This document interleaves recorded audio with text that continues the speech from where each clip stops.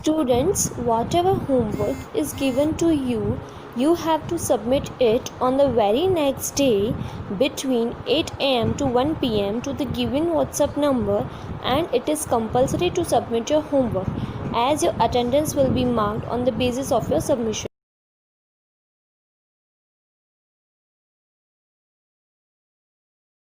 Good morning, students. Today we will learn chapter number 5, Saving Our Environment. Now, what do you mean by environment? In one word, if we'll say, then environment means atmosphere, वातावरण, जिसको हम वातावरण कहते हैं. But if we will define it, उसको अगर हम एक सेंटेंस में कहना चाहेंगे तो कह सकते हैं environment is the surrounding in which a person, animal और प्लांट लिव. तो पर्सन है, एनिमल है और प्लांट जहाँ रह सकते हैं, ऐसा सराउंडिंग. बराबर. तो पर्सन के लिए या एनिमल के लिए या प्लांट के लिए क्या ज़रूरी है? Air, that means atmosphere. पानी, that means hydrosphere. As well as land to live, to make house, so that is lithosphere. तो ये तीनों स्फीयर बहुत ही ज़रूरी है. तो वही हमारे आसपास है. ओके. तो अगर हम ये कहें कि सराउंडिंग में जो चीज़ है उसको हम एटमॉस्फेयर या एनवायरनमेंट कह सकते हैं. तो क्या human beings, animals, birds, trees, ये सब एनवायरनमेंट में नहीं आता है? यस, आता है. तो इसलिए हम कह सकते हैं कि एनवायरनमेंट मतलब नेचुरल वर्ल्ड, जिसको हम कहते हैं कुदरती, जो अपनी आप बना हुआ है, जिसको ह्यूमन बींग्स ने नहीं बनाया है. वो सारी चीज़ें हैं वो एनवायरनमेंट में आती है. तो इस तरह से हम कह सकते हैं कि एनवायरनमेंट का एक बहुत ही वाइड, यानी कि बहुत ही बड़ा मीनिंग हम कह सकते हैं, डीप मीनिंग कह सकते हैं. तो एनवायरनमेंट में अब हम देखते हैं कि लिविंग थिंग्स और नॉन लिविंग थिंग्स सारी आएगी.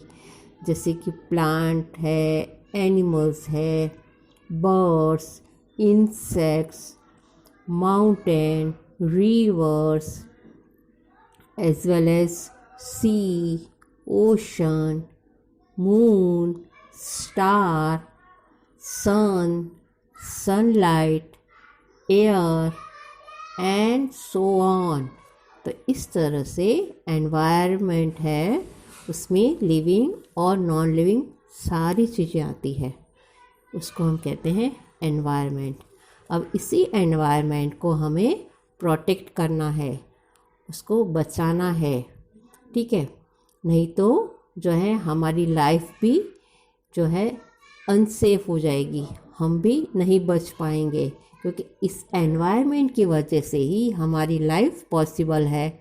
जैसे कि एनवायरनमेंट में नॉन लिविंग थिंग्स है, वाटर है, एयर है, लैंड है, उसी से हम जिंदा रह पाते हैं. तो फिर उसको तो हमें पहले ही बचाना होगा, तो ही हम बच पाएंगे. और इसी एनवायरनमेंट में जब अनबैलेंस आता है तो हमारी लाइफ है वो डेंजर में आ जाती है. और इसलिए हमें उसको केयर करनी है, उसको प्रोटेक्ट करना है. So let us start our reading. Everything living and non living such as plant, animals, air, water, land are the part of our environment. All the components of the environment are dependent upon each other and remain in a stable state. But some human actions change and disturb the balance. Let us discuss them. तो इस paragraph में आपको environment क्या होता है वो तो बताया ही है, उसके साथ साथ ये भी बताया है कि ये सारे कंपोनेंट यानी कि जो भाग हैं एनवायरनमेंट के वो एक दूसरे के ऊपर डिपेंड है और एक दूसरे पर आधार है और वो स्टेबल रह पाते हैं, स्थिर या बैलेंस रह पाते हैं। मगर हम ह्यूमन बीइंग के कुछ ऐसे एक्शन हैं, ऐसे कुछ हमारे काम हैं जिससे हमारा एनवायरनमेंट है वो डिस्टर्ब हो जाता है, अनबैलेंस हो जाता है और इसीलिए जो है हम लोग जो है अनसेफ हो जाते हैं। तो उनमें से क्या क्या है जो चीज़ें हमें नहीं करनी चाहिए और हम अनबैलेंस करते हैं, उसमें सबसे पहले है green house effect. Green house effect, you have already studied about the composition of air. A thick blanket of gases covered the Earth's surface. That blanket is called atmosphere. तो यहाँ पे थिक ब्लैंकेट यानी क्या क्या atmosphere में कई तरह के गैस हमें देखने को मिलते हैं, उसी को इन्होंने थिक ब्लैंकेट कहा है। और जो कई तरह के जो गैस होते हैं एटमॉस्फेयर में उसी से बनता है atmosphere. Okay, the atmosphere play a very important role in our survival. और इसीलिए कई तरह के गैस होने के कारण जो है वो हीट को भी एब्जॉर्ब करते हैं, वो हमें ऑक्सीजन भी देते हैं, ओजोन भी देते हैं, कोई अच्छे यूज़फुल गैस भी एटमॉस्फेयर में है, इसलिए वो हमें ज़िंदा भी रखते हैं। और atmosphere contain gases like carbon dioxide, nitrous oxide, methane and water vapours which have the property of tapping the sun's energy and thus do not allow the heat to escape into space. तो यही सारे gases जो हैं वो क्या करते हैं, जो स्पेस में से या हम कह सकते सन में से जो हीट आती है अर्थ तक उसको वो टैप कर लेते हैं, यानी कि अपने में एब्जॉर्ब कर लेते हैं। वो वही जो हीट है उसको वापस रिफ्लेक्ट करके वो स्पेस में नहीं जाने देते हैं और वो एब्जॉर्ब कर लेते हैं, जिससे हमारी अर्थ है वो वार्म गर्म हो जाती है और हम जो हैं बच जाते हैं। इतनी ठंडी अगर होती अर्थ तो हम शायद बच भी नहीं पाते। ये हीट जो आती है टैप हो जाती है ये गैस के द्वारा, तो ही एटमॉस्फेयर जो है वार्म हो जाता है और हम जीवित रह पाते हैं। ओके, तो यही जो प्रोसेस होता है उसी को कहते हैं ग्रीन हाउस इफ़ेक्ट। और जो ग्रीन हाउस को बनाने के लिए जो गैस यूज़ होते हैं उसको हम कहते हैं ग्रीन हाउस गैसेस। ओके, तो इस तरह से जो है आपने देखा कि टैप होने के बाद जो है ग्रीन हाउस की इफ़ेक्ट हमें देखने को मिलती है। This is known as a greenhouse effect and the gases are called the greenhouse gases. तो ये भी आपने देखा। अब इसमें आगे हम पढ़ेंगे कि the greenhouse gases retain the amount of infrared radiation close to the surface of the earth and hence lead to increase in the temperature।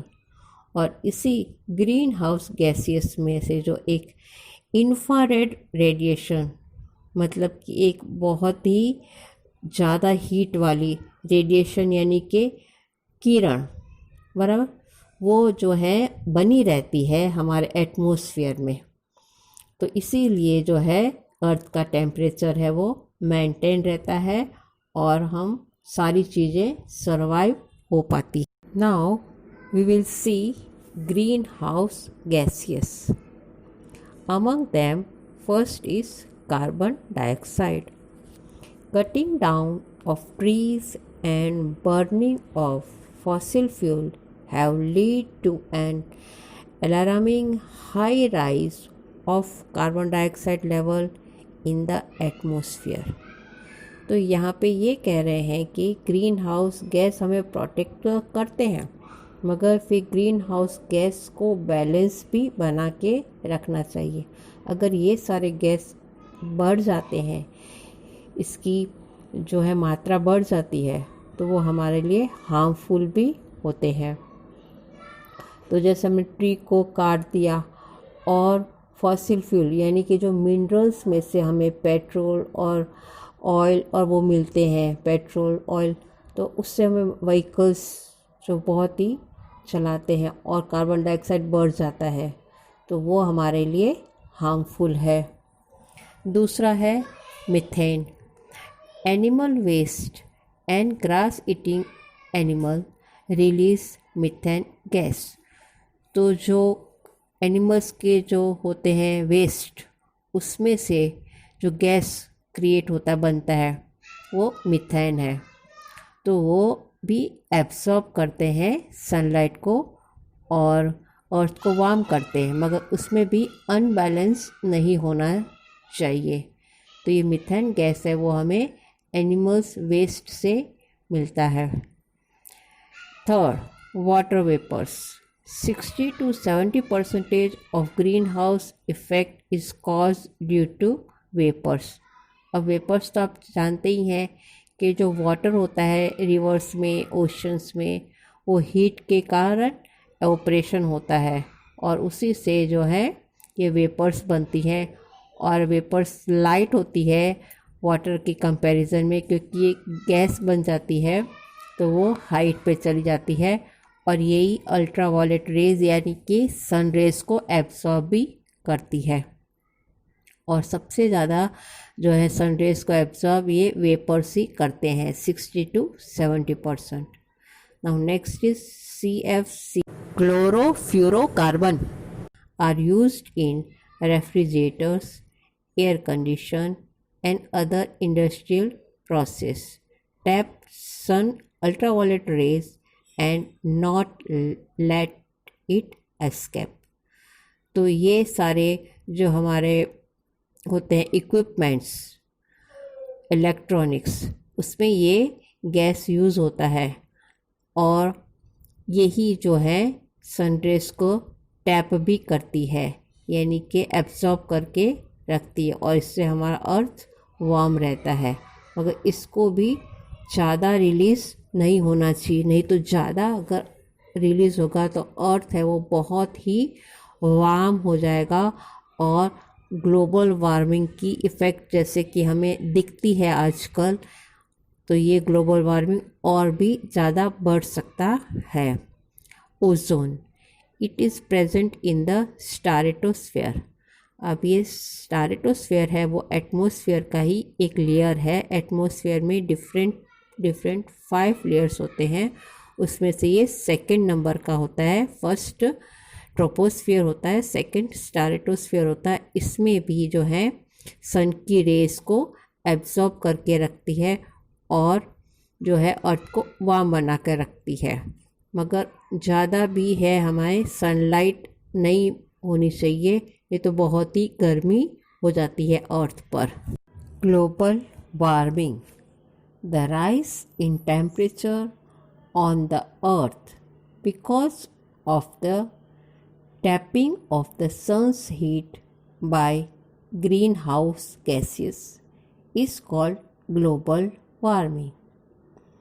अब ग्लोबल वार्मिंग यानी क्या? तो जो भी गैसेस होते हैं ग्रीन हाउस गैसेस, वो heat को एब्जॉर्ब करते हैं, मगर साथ में ऐसे दूसरे गैसेस भी होने चाहिए एटमॉस्फेयर में, जिससे कि हीटनेस बहुत ज़्यादा इंक्रीज़ ना हो जाए, बराबर। तो ओजोन है वो बैलेंस करता है, इस तरह से ऑक्सीजन है वो बैलेंस करता है। तो ऐसे गैसेस जो है कम नहीं होने चाहिए। अगर ओजोन गैस है वो कम हो जाएगा तो हीट ज़्यादा बढ़ जाएगी और ग्लोबल वार्मिंग हो जाएगा। तो जब ग्रीन हाउस गैस है वो बढ़ जाता है तो ग्लोबल वार्मिंग शुरू हो जाती है। और कहा जाता है कि the average temperature of the earth has risen by 10 degree Fahrenheit and may rise up to 50 degree Fahrenheit in the coming century. Global warming has visible effect on climate changes such as melting of polar ice, rise in ocean level and flooding. मतलब क्या है कि अगर ये green house gases की effect ज़्यादा होगी तो ग्लोबल वार्मिंग हमें कैसे देखने को मिल सकता है। जैसे कि आजकल कहते हैं कि 10 डिग्री सेल्सियस टेम्परेचर तो ऑलरेडी बढ़ गया है और इसी सेंचुरी में हम देखें तो 50 डिग्री सेंचुरी तक भी ये बढ़ सकता है आने वाले टाइम में। कमिंग सेंचुरी मतलब अभी तो ये सेंचुरी में टाइम है, मगर फिर भी आने वाले डेकेंस में यानी कि दशकों में ये 50 डिग्री फ़ारेनहाइट तक बढ़ सकता है। और ग्लोबल वार्मिंग से क्लाइमेट में क्या क्या चेंज आता है, जो पोलर रीजन है, जो नॉर्थ पोल है और साउथ पोल है, वहाँ पे पूरा बर्फ़ से ढका हुआ है, वहाँ की मेल्ट हो रही है, आइस है वो मेल्ट हो रही है और इससे इतना पानी बह रहा है कि ओशन का सी लेवल है वो बढ़ रहा है, फ्लड आ रहा है। तो इस तरह से हमको इफ़ेक्ट देखने को मिलती है।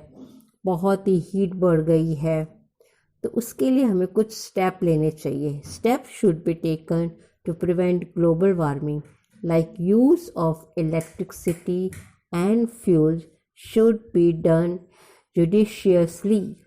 मतलब कि जितना चाहिए उतना ही, बहुत अधिक मात्रा में हमें जो है इलेक्ट्रिक और फ्यूल का यूज़ नहीं करना चाहिए।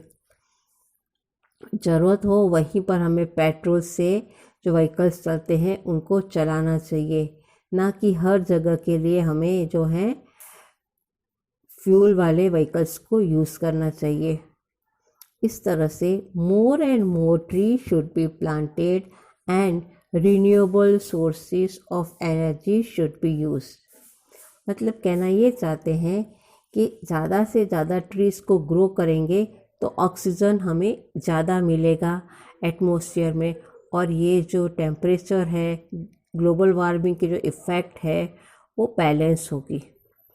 और रिन्यूएबल सोर्सेज ऑफ एनर्जी हमें यूज़ करनी चाहिए। अब रिन्यूएबल सोर्स ऑफ एनर्जी से आप क्या समझते हैं? जो हमें एक बार यूज़ करने के बाद वही एनर्जी वापस मिले। तो जैसे हम कह सकते हैं कि सनलाइट है वो हमें डेली मिलती है, एयर है, वाटर है। तो ऐसी सब जो नेचुरल थिंग्स हैं उसका यूज़ करके हमें जो है अपनी चीज़ें इस्तेमाल करनी चाहिए। जैसे इलेक्ट्रिसिटी के लिए हम लोग है सोलर एनर्जी को यूज़ कर सकते हैं, विंड एनर्जी को यूज़ कर सकते हैं। ज़रूरी नहीं कि हमें इलेक्ट्रिक ही यूज़ करें, वाटर से भी हम जो है इलेक्ट्रिसिटी यूज़ कर सकते हैं। तो वो रिन्यूएबल सोर्स हुआ, ठीक है। तो इस तरह से रिन्यूएबल सोर्स यूज़ करेंगे तो हमें ग्लोबल वार्मिंग की इफ़ेक्ट कम होगी। तो साथ साथ में नॉन रिन्यूएबल मतलब क्या, जैसे कि फ्यूल हुआ जो मिनरल्स में से हमको मिलता है, वो कई सालों के बाद जो बनता है वो, तो उसका कम से कम यूज़ करना चाहिए। जैसे कोल हुआ, कोयला, वो हज़ारों सालों के बाद बनता है। तो ऐसी चीज़ें हमें सही मात्रा में, बहुत ज़्यादा नहीं यूज़ करके हमें सही मात्रा में यूज़ करनी चाहिए। इस तरह से हम जो है ग्लोबल वार्मिंग को थोड़ा कम